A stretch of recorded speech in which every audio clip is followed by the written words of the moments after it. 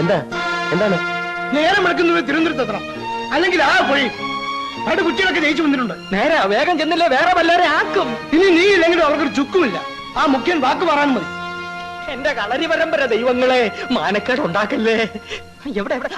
ഞാനുണ്ട്. എന്റെ അമ്മ